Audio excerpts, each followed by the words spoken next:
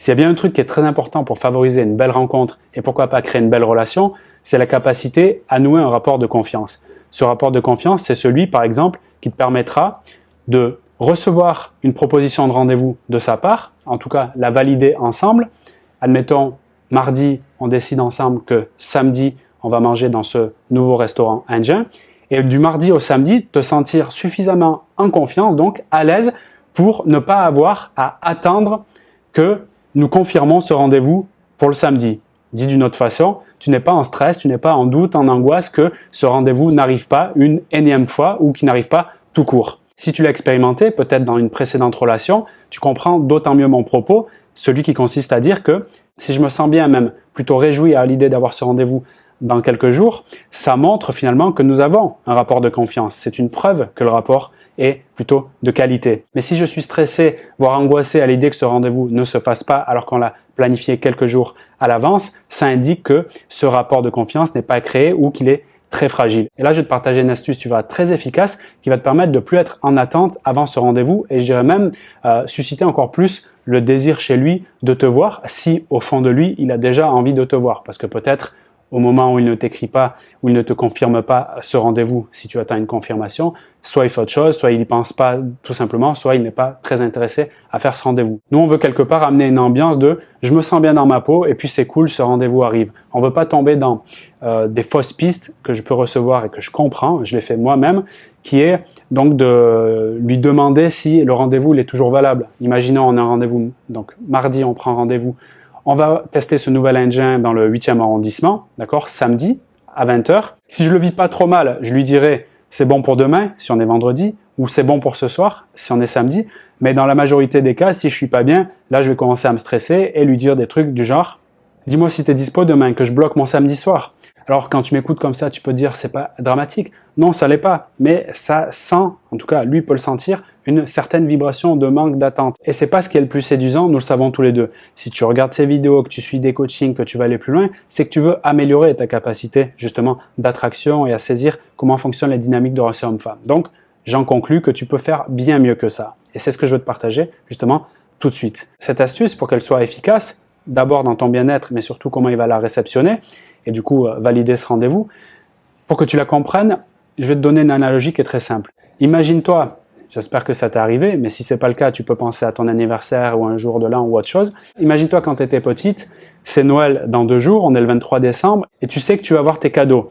Pourquoi? Parce que tu les vois soit sous ton sapin de Noël, soit tu sais que ta maman, ton papa ou ton tuteur va te faire ces cadeaux-là. Et à partir de là, tu es déjà réjoui, tu es déjà enthousiasmé, excité à l'idée de les recevoir et tu peux même t'imaginer, même en parler autour de soi, frères, sœurs, copines, etc., de comment tu vas utiliser ces cadeaux-là. Donc pour toi, 1, 2, 3 jours à l'avance, même peut-être un peu plus, tu sais déjà à quoi ça va ressembler finalement le 24 au soir ou le 25 au matin quand tu prendras tes cadeaux. Donc tu es dans cette énergie de, même si on est quelques jours à l'avance, je sais que ça va arriver. Donc tout ton être vibre cela. Donc revenons maintenant à la proposition de rendez-vous du mardi au samedi, eh bien tu fais le même exercice. Tu t'imagines dans ta tête que ce rendez-vous, il est déjà en cours ou il est déjà réalisé, c'est encore mieux, comme pour les cadeaux de Noël, comme si tu étais juste après.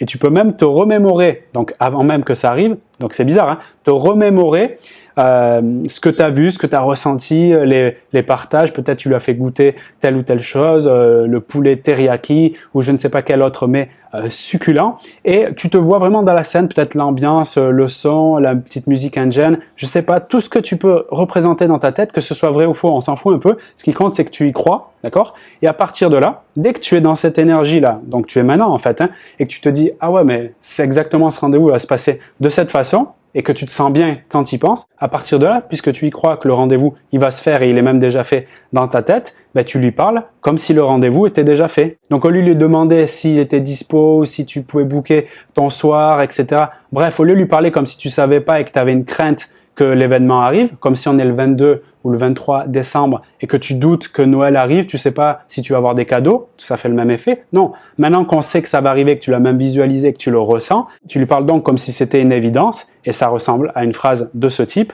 Prévois un petit manteau pour samedi, j'ai vu que ça se rafraîchissait. Bon, je prends l'exemple de la météo, mais ça peut être n'importe quoi. L'idée, c'est pas que toutes les femmes qui regardent cette vidéo vont prendre l'exemple de la météo. En plus, il faut que ce soit frais, que ça se rafraîchit.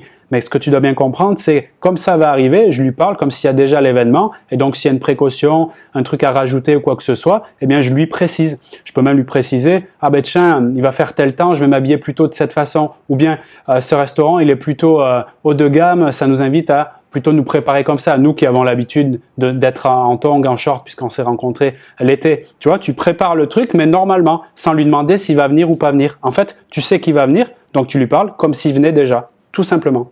Ça serait marrant que tu me mettes en commentaire justement un exemple de cette astuce mise en pratique pour me montrer que tu as bien compris et je la validerai directement dans la zone commentaire. Comme ça te permettra de progresser et aux autres femmes qui se connectent à cette zone à progresser également.